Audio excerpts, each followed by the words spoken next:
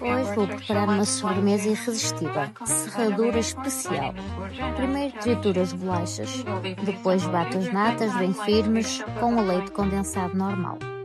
Em taças individuais faço as camadas, creme, bolacha e também uma camada de leite condensado cozido para dar mais sabor.